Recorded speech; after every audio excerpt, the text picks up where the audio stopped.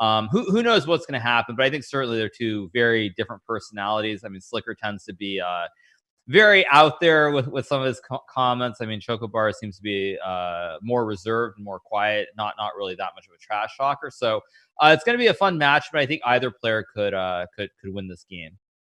Well, chat, stay tuned for that. We will be back shortly. We're going to take a quick break and we're going to bring up Chocobar stream so you guys can listen in. I already said it. Yo, Slicker, you're a bum. We will be back and shortly. You're gonna take a quick break and we're going to bring up Chocobar stream so you guys can listen in. You're a dum. I already said it. Yo, Slicker, no! You're a bum. We will be back and shortly. You're gonna take a quick break and we're going to take No.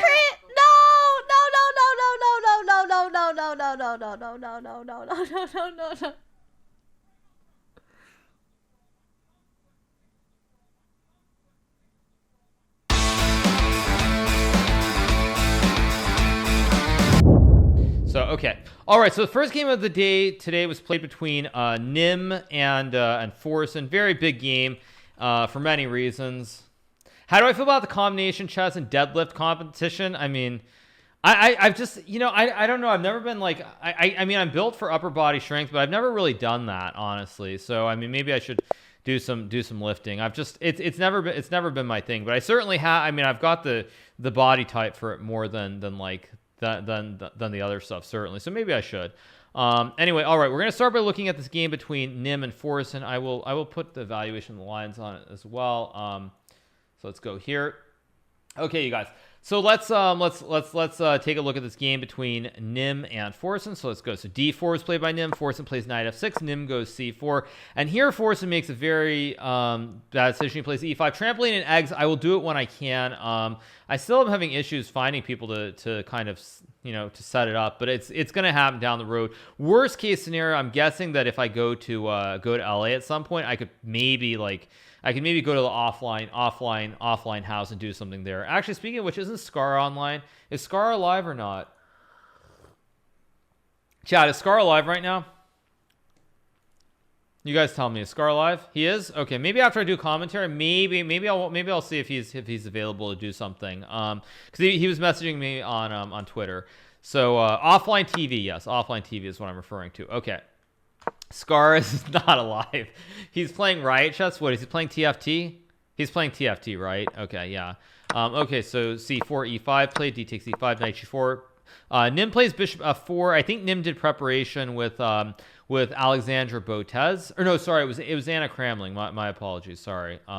So he did preparation with Anna Kramling ahead of the game. So he played bishop f4. I would have advised Forsen to actually not play this setup, because I felt like if someone is ready for it, it's just a little bit liquid offline. Yeah, it's a little bit iffy. So Forsen plays knight c6. I mean, I guess I could have tried to show him this line. I mean, I could have tried to show him this line, but I felt in general it was probably too much to ask for.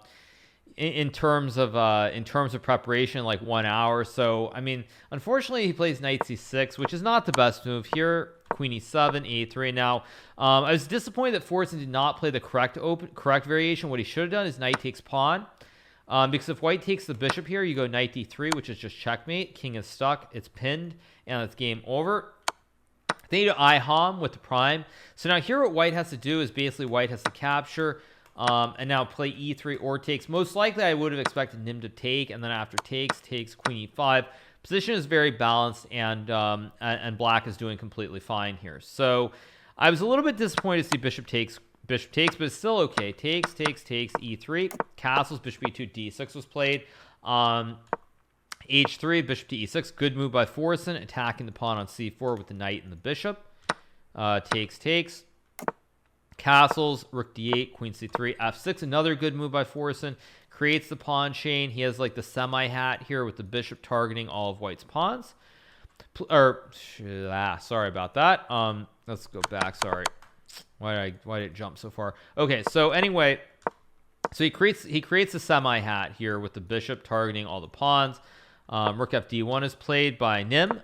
Rook to d6. Spoiler. Yeah, I know. Sorry about that. I hit the wrong button. So c5, very good move by NymN. I think at this point Forsen was just a little bit unsure what was going on. Like he I know it's a very known checkmate. Obviously it is, but I would have liked him to have seen it anyway. So, so this is one thing that I feel with Forsen is he needs stuff that's very straightforward where he gets to attack. And while the Budapest is a fun kind of interesting opening, if your opponent knows what to do against it, then you don't really get to attack. The positions are fine like this one, but you don't get to attack, and you kind of it's just very dank to kind of sit around and play structural here. Like playing c5 and b6 and putting all the pawns on dark squares opposite the white bishop is just very dank. Like people who are newer to the game are not going to think about such concepts. It's just way too dank. So yeah, I mean, Forsen played this. He should have gone pawn here. And basically, I think what would have happened is something like trades, rook d1, trade, and go b6. And black is maybe slightly better just because you look 1, 2, 3, 4, 5, 6. And all the white pawns are on light squares. This bishop cannot touch any of these 6 pawns already. So so this is very, very good for black. But again, it's very structural, very technical, very advanced. It's not something that someone who isn't probably 2,000 plus is going to think about it. How mentally draining is it playing with a blindfold? Well, chat, I am probably going to be playing against 8 of the competitors in Pogchamps blindfolded ahead of the grand finale on July 10th. I don't know whether it'd be on like July 6th, 7th, or 8th, but I'm probably going to be playing against 8 of them at the same time. At least that's the intention. So we'll see how it goes. Pogs everywhere. Yes, Pogs everywhere. Exactly. So instead he goes rook d6, which is a bad move. NymN plays c5, fantastic move. And actually, you'll notice what's happening here is even after this, white is the one getting all of his pawns on the dark squares opposite black's light colored bishop. So Thor wants to do chess boxing. I mean, chess boxing, I better be like Muhammad Ali and just run away, like just run, rope-a-dope, like literally every single round, like just rope-a-dope and just get out of there as fast as possible. Because I assume it's like if he were to land one punch, I'd be dead, basically. Not dead, but I mean I'd be KO'd. So yeah, I don't think it would work very well, you guys. So yeah, I need to card blow for 8 blindfolds. I don't know. I mean, normally blindfold isn't that big of a deal for me, but I haven't done like 8 in a long time. The man is he's 6'9" actually, but yeah, he's like what, 450 or something. He's like almost 3 times he weighs almost 3 times as much as I do. So yeah. So all right. So rook d1, rook d6 was played here. c5 played by NymN. Very good move, by the way. And here Forsen plays rook c6, a very good conceptual move because after b4, b6, you figure, okay, I'm going to win this pawn here since the queen is pinned by the rook. And at this point, I think Forsen thought he was okay, but he actually basically just he basically messed himself up because he got his rook trapped here. And now after NymN found the brilliant move bishop to b5, the rook is just stuck. You can't capture because the pawn supports it. You can't go over because my pawn captures. And here it's just bad news. When was I able to play blindfold? That's a good question, chat. How old was I? I'm trying to think. So like I would guess that around the time that I was probably somewhere around 9 years old, probably, I would say. I definitely could not play at the start. I would say about 9.5. 9 to 9.5 years old is when I could play blindfold chess because I became a master at 10 years old and 57 or 58 days. So probably about 9 years old. I was 2200 when I was 10, chat. I'm not flexing. It's just the reality. So okay, bishop d7, NymN takes, Forsen takes, and here flex, whatever. So here queen c4 is played by NymN. Actually, you should have taken the pawn because now you create the discovery on the bishop, and black's going to lose the bishop or the pawn here. It's just reality and a flex. It's everything all at the same time. Oh well. So NymN goes queen c4, good move. Now here Forsen goes queen here, which I think is a correct move. Obviously, you don't want to let white take, so you go here, trade, and here Forsen had to go king takes. Because now he's down a rook for a bishop, but he still has a chance of the game. Whereas after rook f7, NymN found this brilliant move, rook to d8. Just what a beauty, rook d8 trade. And the problem here is that it's almost impossible for white to lose this because there's no imbalance. You see 1 2 3 4, 1 2 3 4. You see 1, 2, 3, 1, 2, 3. So because the pawns are exactly the same, and the bishop can't really touch anything except on the light squares, it's just really, really hard to defend. So here, rook d1 is played by NymN, king e7. Now he takes the pawn. This is fine. Pawn takes. And at this point, NymN makes a mistake. He pushes his pawn, and now bishop takes, rook here. C6. What Forsen should have done is he should have brought the king here and tried to push the pawn down the c file as fast as he possibly could. Oh, right. And yes, actually, yes, there was a point. Which move was it? Was it this move? I think it was this move, right? When he almost played rook d1. Does anybody have a clip of that? If anybody's got a clip, I'll show it very briefly before I keep going with the game. Anybody have a clip? Okay, nobody has a clip. Fair enough. Okay. Yeah, that was scary because basically he took the rook and he was hovering over the square and then he didn't do it. But yeah, okay. So he plays f4, e4. Bad move by Forsen. What Forsen should have done is traded the pawns and decided, you know what, this is Sparta. I'm going to run with my king and gobble all your pawns to either side. And I think that if this happens, then it would have been very interesting to see if NymN could have won this game still, because here the bishop controls this open square, so the king is just coming all the way down, and it's a very active piece. Instead, he plays e4, and after g5, f5, king f2. The real problem here is that, again, everything is ending up on the opposite color of the bishop. So here, trade, king e2, king d2, king c3, c4.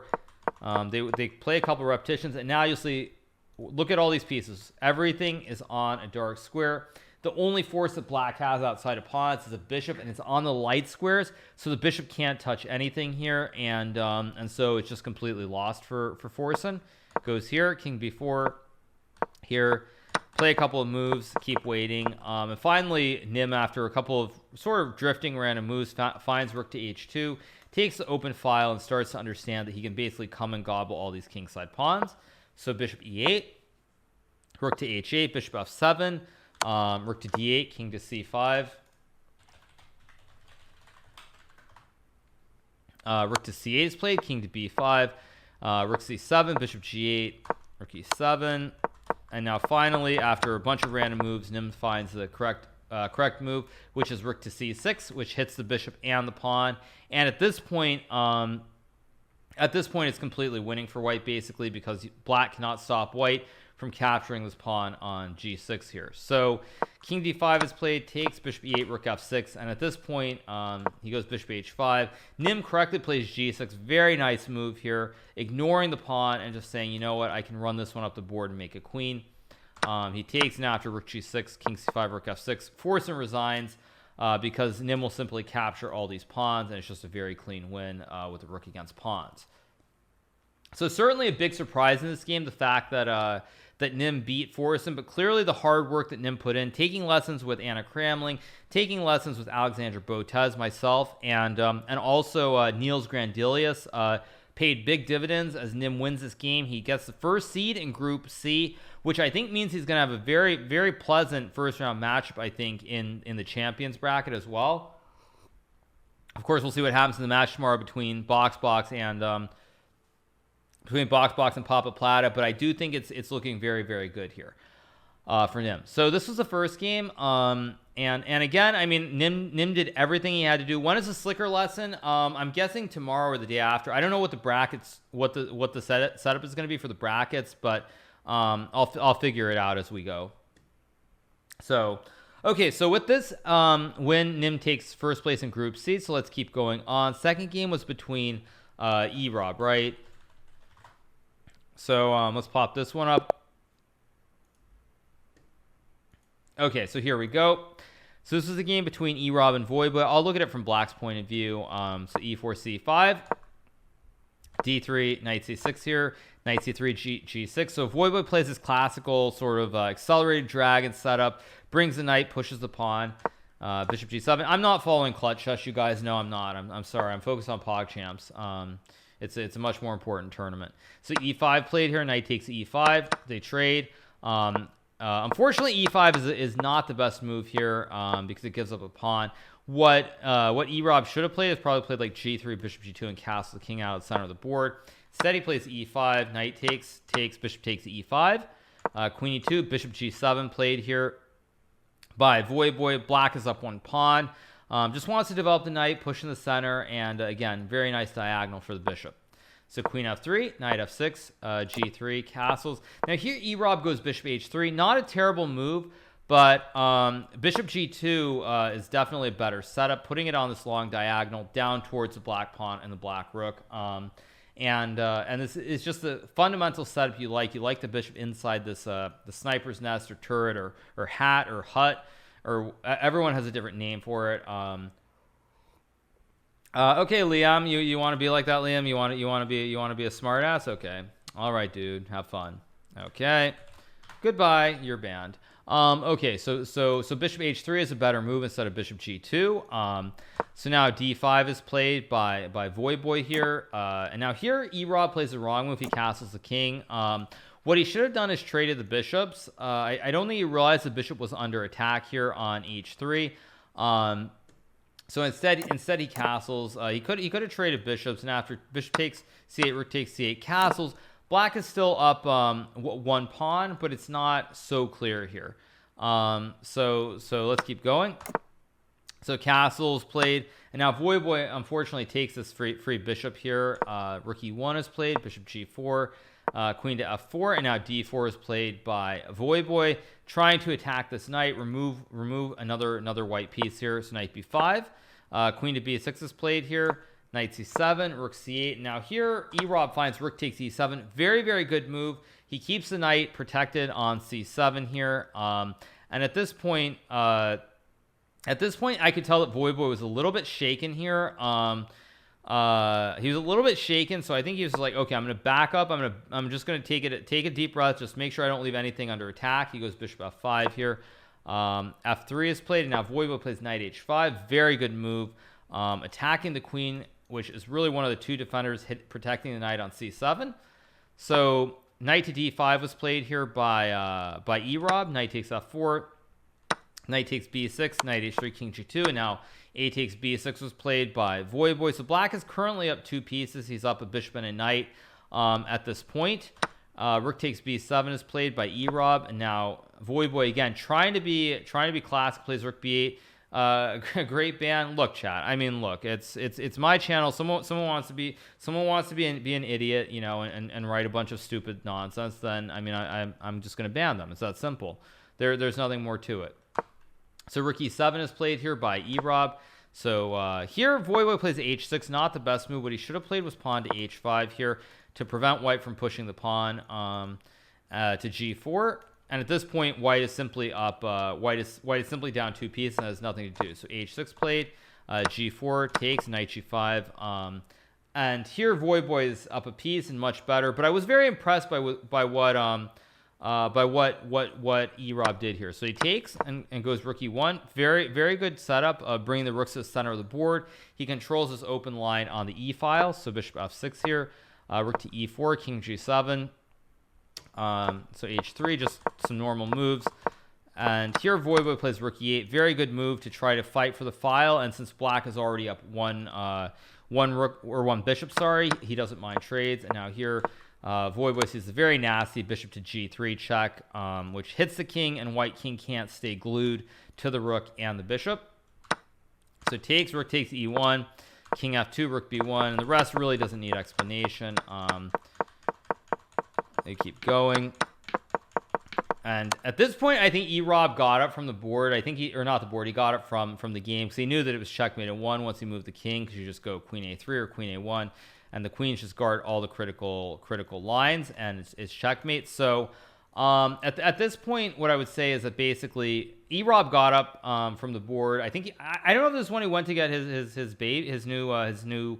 Is it? I don't. Did he say whether it was a son or a girl? I'm not a boy or a girl or not. I don't know if he said, but anyway, I don't know if he got up to go do that or not. But he got it from the board, and then he came back, and he's like, what happened? Because VoyBoy resigned the game here. He grabbed wine, yeah. So VoyBoy resigned here, which I thought was a very classy kind of move. Obviously, very tough bracket stage for erobb.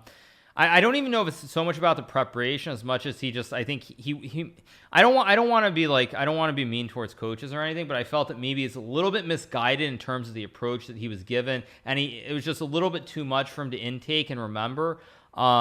So maybe, I mean, that probably played a role, certainly, I think, in terms of his first two games, which were very, very, I mean, they were just tough. Honestly, they were very, very difficult games. The game against Nate was really unhappy. The game against Fusli was also pretty rough. So I thought it was a very nice gesture of VoyBoy, especially considering that it did not affect the section at all. It was already very clearly set up that that VoyBoy would be number one in the group, and it wouldn't make any difference. So yeah, do you agree that coaches should have focused more on teaching tactics and board vision rather than openings all the time? Well, I think the thing is, first of all, there wasn't a lot of time, but secondly, for me, and this is one of the things that I would say is, I spent a lot of time with some of the people who are newer. I mean, in particular, I would say Fusli, Nate Hill, and Chocobars, because the real thing that I felt is important in this, and unfortunately it did happen to one person, as we all know, but the thing that I think is very important to remember is you don't want streamers getting humiliated. And I think there's definitely this issue of like people trying to do preparation and cheese other people. So when you have that coming in, you don't want the people who are newer, they're basically taking a big risk doing this event. Like, you don't want them feeling humiliated or being like, why am I in this? All that's happening is I'm just getting beaten every game. This is no fun. Like, I'm being humiliated. You don't want that to happen. So for that reason, I think it's very important that you give them some basic opening setups so they can then just get to a middle part of the game where they just play the game rather than risking what happened to one of the competitors where, I mean, it was just brutal really. And as we know, that clip is now like, I mean, what's it, like 7th all time on Reddit or something? So it's not even that I'm salty, you guys. It's just you don't want that happening to anybody where they get cheesed. So it's very unfortunate, but that's, I think, why, like, for me, when I was doing stuff with these people who are newer, you just want them to get to some position where they can then just try to work it out, what they're trying to do with basics and so forth. But you can't really, you don't want them getting checkmated in like 6 moves. That's just not the purpose of the tournament. And I just don't think that it's in the spirit. So that's why I think for me, it was important to make sure that these checkmates don't happen. What if it happens to him again tomorrow? Yeah. Okay. Anyway, yeah. Get out of my face, you stupid fly. Is there a freaking fly here? Sorry, you guys. Apologies. There's a freaking fly. Anyway, so yeah. So yeah. As I was saying, though, I think that's one of the main reasons. Is that what, fly abuse? Oh, come on, please. What is this? What is this? What is this, you guys? This is like it's like, who was I watching? I think I briefly watched what's his name? I was watching like Mizka's stream for like 2 minutes last night. He was doing some what was it, Ark, or he was doing he was playing some game, and I think was it Maya? I think she came in and he's like, he has to kill the dodo bird or something to like get food for the for like whatever. And it's like she's like took the controller away from him. She's like, you can't do that or something. That's what it feels like you guys are saying. It's the same thing. You're saying that I can't, if there's a fly in here, I can't squash it or something. It feels like the exact same thing. Anyway, yeah. So with this win, erobb moves to 3 points out of the 3 games, and he plays. He will be playing in the Consolation bracket tomorrow, or I think 2 days from now against Moist Critical Charlie in the Consolation bracket. So let's keep going. Let's look to the 3rd game. Let me pull this up. Wait, what? Who did she? Wait, let me see. Okay, there we go. Wow. Okay, let's pull this game up. Okay. So let's look at this game. This was the I'll flip the board. No, I'll leave it this one because the game wasn't great. Well, it doesn't really matter. Between Chocobars and Slicker. So knight f3. Slicker opens with e5 here. Chocobars plays d3. What she should have done was just gobble this free pawn on e5, and you're up 1 pawn at the very start of the game. Instead, she plays d3. Slicker realizes his mistake and pushes the pawn to d6 to support the pawn. G3, bishop to f5 is played. Yeah, it is. Yeah, Chad. It's a Team Liquid shirt. I think you guys can tell. It's Team Liquid. So bishop G2, knight f6, castles, knight c6 again. Pretty standard development from both players here. Knight c3. Have I reacted to what, chat? Reacted to what? What do I need to react to? What do I need to react to? Knight d4 played here. Oh yeah, I saw that clip. Yeah, I mean, again, you know, as the saying goes, XUCL. I think he said he watched it off stream, so I think he's in good shape. He's gonna have a tough game tomorrow, but then in the bracket, that's where I think he has a shot to shine. So really looking forward to seeing Felix in the consolation bracket. And as I've said many times, if he does want any help or he wants a lesson, anything, I mean, he knows how to reach me, so I'm totally available for sure. Bottom bracket Barry. Well, you know, the funny thing with the bottom bracket Barry is that I feel like there's one player who really wants to be in this bottom bracket, and there's going to be a lot of pressure on this one player to perform now that he's worked his way into the bottom bracket. And if he fails to win the bottom bracket, I'm going to give him endless shit about it. So let's keep going. So knight d4 played, rook to e1 played by Chocobars. Queen to e7, e3 played here. Great move by Chocobars. Knight takes f3 is played by Slicker. He probably should have retreated the knight backwards. Instead, he takes. Okay, so Chocobars takes with the bishop. Castles here. Pawn to e4. Bishop g4. Very, very poor move by Slicker. He hangs the bishop. So trade, queen g4, clip it and ship it to somebody. I mean, I could be talking about anybody though, you guys. Like, it doesn't. It could be anybody. It could be anybody. Let's you know, it doesn't have to be any specific person. So okay, takes queen g4, rook to d7 is played here, and now Chocobars plays bishop g5, f6 played here. And bishop c1 was played. Not the best move. What Chocobar should have done is play bishop to e3 to hit the pawn, clip it and ship it to anybody. Yeah, clip it and ship it to anybody. Right. So bishop c1. Queen to e8, pawn to f4 was played here by Chocobars. H5, queen e2, pretty solid. D5 takes, and now here bishop e3, fantastic move. B6, so rook d1, bishop b4, d4. Again, white is up one knight here, but one thing that I found that some of these players, maybe not some of these players, but most of the players who are relatively new to the game, what they don't do very frequently is they try to just keep the pieces in the center of the board. They don't look to get aggressive and go after the opponent's king. Why is Fuseli not in the champions bracket? She tied because according to her percentage, Nate Hill had a higher percentage of accuracy than Fuseli did, even though they finished on the same number of points. So e4 played here, a3 played, bishop d6, knight to b5. Excellent move by Chocobars. King to b7, and now here she takes the bishop. What she should have done here is played pawn to c4, pawn c5, and pawn to c6, and just gone for the throat immediately. And I get that it's a questionable tiebreak method. I totally understand, but I don't think it was really expected that there would be tie-breaks at all. And honestly, I just don't think it was expected. Charlie might not play. What do you mean Charlie might not play? Well, what are you talking about? Yeah, I'm not saying that it's the right tiebreak, but I don't think anybody expected it to be like that. So c4 with the idea of c5 and c6 would have been very, very strong for Janet here. Unfortunately, she takes, and now she goes g4. Not the best move here. What she should have done is played c4, c5 again. Try to attack. You don't really need to open it up. You're up one bishop here, so this is very, very good for white. Instead, she goes g4, takes. Now here Slicker goes queen h5, which hangs a rook, but I was kind of happy to see her take the queen, because after takes in c4, white remains up one bishop, and with only two rooks on the board, it's very hard for black to very hard for black to attack here and make checkmate. So a5 is played, c5, call it half Thor. He's crying. No, I mean, come on, he's the mountain. He's the best. So pawn takes pawn. Here Slicker takes. He almost pushed the pawn to b5, which allows pawn c6, which would fork the king and the rook. Fortunately, he takes. Bishop takes. you need to teach basic positional chess them so they know what breaks and what to look for in pawn switch. Again, you guys, I've said this several times too. Like, this is not a situation where we have endless time. Like, I think it was something like you give everybody 2 weeks of coaching before the event.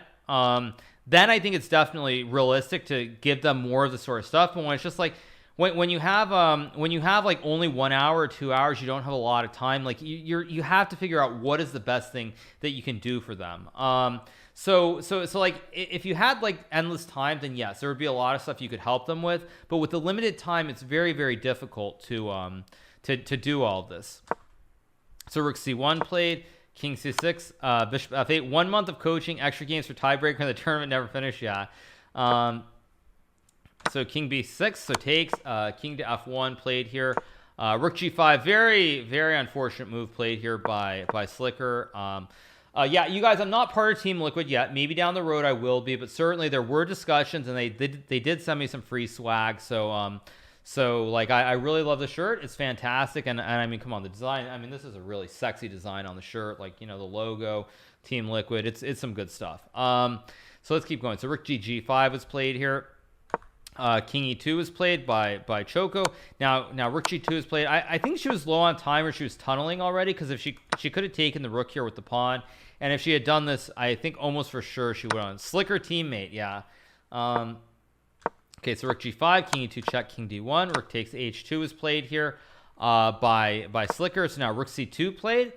Very good move. xChocobars did miss this rook d7, which was checkmate on the white king because the rook cuts the 2 possible squares, and it just there's no escape. So here, I'm not sponsored by Red Bull. No, I was. So rook h4 played, rook e2, rook takes f4, b4 played here. Rook at d7, rook d3, so trade, king b2, king a4. And here Janet misses rook takes e4, which would have been an easy draw. Unfortunately, she goes here. They check, takes, and now rook takes e4. The fatal blunder. What she should have done was made a check. King goes back, and then you take the pawn. And it's just an easy draw. So very unfortunate. And then xChocobars saw rook f1. He almost played f5 here. But he checks, and after rook e1 takes. Am I a fan of Team Liquid? I mean, I know Lex Veldhouse, I know Hearthstone, StarCraft, and Poker, respectively. So I've been aware of Team Liquid for some time. So okay, so rook takes e1 is just checkmate, and the white king gets stuck here, and it's just GG's for white. So with this, xChocobars wins the game, and he moves into the 3rd spot in Group C. So I think I actually have this. Let me see if I've got the standings. Right, so let me pop this up. Here are the final well, not final, because there's still another game tomorrow, but this is the final standings, at least after today, with 1 day left. So here you guys go. I think you guys can see it, right? So here you go. So yeah, so these are the standings. You see Group A is finalized. It's completely done. There's VoyBoy on 6, Nate Hill on 4, Fuslie on 4, and erobb on 3. So basically, VoyBoy and Nate Hill move on to the champions bracket. Fuslie and erobb move on to the consolation bracket. And then Group B, I think, Group B is not finished yet, but in Group B, you have Hutch on 6, Yasuo on 6, Moist Critical on 3, XQC on 0. Yasuo and Moist Critical are finished. Yasuo definitely qualifies for championship, and Moist Critical is in consolation, as is XQC. But we'll see what happens. If Hutch beats XQC, then Group B is more or less set, and I think that will happen probably. So Group B is set. It'll be Hutch and Yasuo, and then Moist Critical and XQC in the consolation. In Group C, you have NymN, Operation Nimrod, somebody who put in a lot of work. Really phenomenal performance. Won all 3 games in the group stage. He ends with 9 points, a perfect 3 out of 3. Probably one of only 2 people who will do that, most likely. And so he wins all 3 games. 9 points, very, very impressive result. Beats Forsen, beats xChocobars, beats Chocobars. Just really, really impressive. Big fan of NymN, just fantastic. Anna Kramling coached him well. Yeah, I mean, he took a lot of lessons. I was very, very impressed in general. Just his whole attitude, the way he was studying, the way that he was doing everything. So much, a lot of credit to him for that. So NymN ends with 9, Forsen ends with 6, xChocobars ends with 3, and Chocobars ends with 0. So Group A and Group C are finalized. They are finished. No more games. But then we have 2 games tomorrow in Group D, Box against Papa Plata and Ludwig against Swiftor. And then in Group B, we have XQC against Hutch. So a lot of stuff going on. These are the standings. I will pop up the bracket since I do think I have that somewhere down here. Let me pop this up. So let me close this. So first I'll look at the consolation bracket. So let me pop this up. So okay, you guys, so here is the consolation bracket as it stands right now. So the pairings that we have that are set is you have Fusli against XQCOW, and then you have Slicker, which is not set. You have Moist Critical and erobb playing regardless as well. You have ItsSliker, who's going to play against either Swiftor or Ludwig based on result. Both Ludwig and Swiftor have 0 points. So this is not best of 1. You play 1 game with white, 1 game with black. Now I know in most best of series it's always an odd number for like everything, but in chess it's an even number because you have to play with black and you have to play with white. So it's a best of 2, so that you get an even game with you get 1 game with white, 1 game with black. It's the fairest way to do it. Or actually, wait, no, sorry, Consolation. I don't know if it's 1 game or 2 games. Not sure if it's 1 or 2. Music will be on shortly, you guys. But I'm not sure if it's best of 1 or best of 2. But anyway, everything is basically set except for who plays who. So either Ludwig and Swiftor will play Chocobars, and then whoever loses Ludwig or Swiftor will play against Slicker. So again, going to be an interesting game. I don't know where Ludwig or Swiftor want to end, certainly, but it should be fun to see what happens. So it's going to be interesting, and we'll find out what happens. But a lot of stuff going on. So this is the consolation bracket. So let me pop up the champions one now. So we have the champions bracket, which is also very important. Okay, so let's pop this up. And this is also going to be a big matchup too. So let's take a look at the champions bracket. Right now, it's not very set up. Do I have a PO box? Not right now. I'll get a PO box so you guys can send me stuff down the road, assuming I stay in Florida, which is there's no guarantee on that either. So there's VoyBoy, who takes first place in Group A. Forsen is C2, NymN is C1, and Nate Hill is A2. So I think right now the way it's looking is most likely it's going to be Hutch playing against Nate Hill tomorrow. So Hutch is probably going to beat XQC, and he'll be the top of Group B. So he'll play Nate Hill.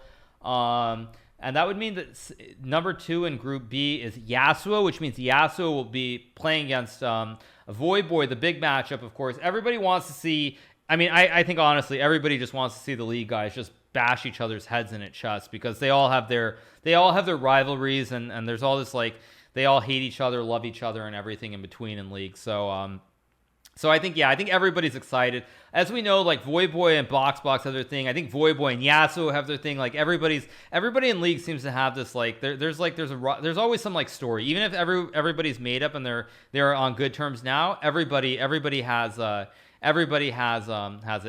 Blew it again with single game for the losers bracket. Well, I'm going to talk to them later tonight and see if it's possible to make it best of 2, because I think it should be best of 2. I think you should play 1 with black, 1 with white in the losers bracket.